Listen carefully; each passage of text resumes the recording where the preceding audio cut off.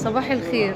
النهارده في النادي الاهلي مؤتمر صحفي خلص الحمد لله، بتاع السفاره الهولنديه مع النادي الاهلي، توقيع عقد رعايه لاكتشاف المواهب.